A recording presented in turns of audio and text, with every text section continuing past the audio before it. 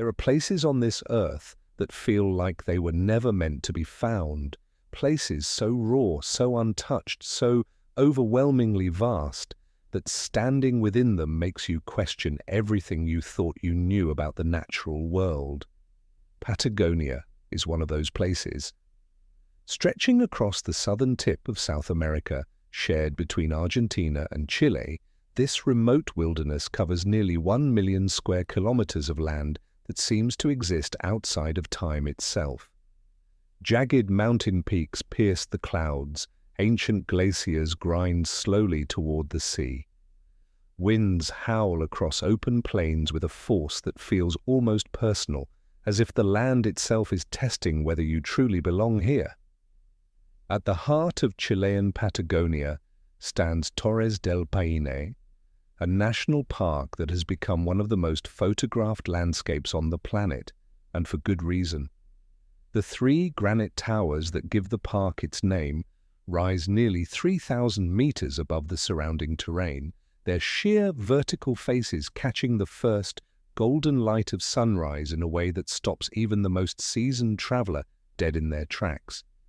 These towers were formed over millions of years through a combination of volcanic activity and glacial erosion, and the result is something that looks almost too dramatic to be real.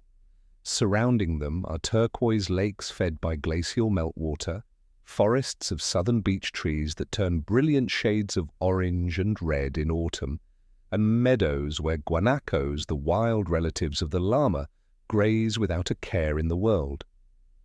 Cross into Argentine Patagonia, and you enter the realm of ice. The Perito Moreno Glacier, located within Los Glaciares National Park, is one of the few glaciers in the world that is not retreating. It advances slowly and relentlessly, pushing forward at a rate of nearly 2 meters per day. Standing on the viewing platforms across the channel, you can hear the glacier before you fully see it.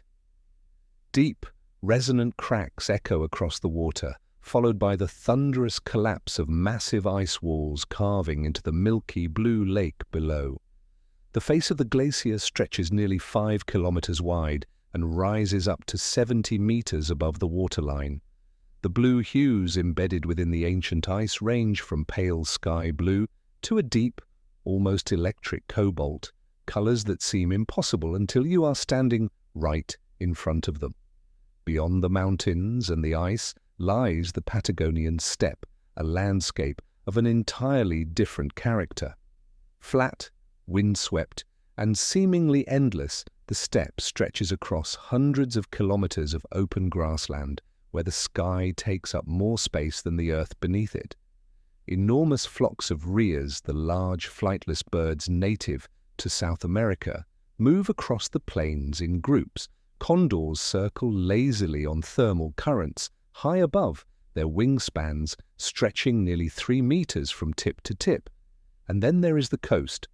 The Valdez Peninsula in Argentina is a protected natural reserve where southern right whales come to breed in the sheltered bays, where elephant seals haul themselves onto beaches by the thousands, and where Magellanic penguins nest in burrows along the cliff tops in enormous colonies that stretch as far as the eye can see.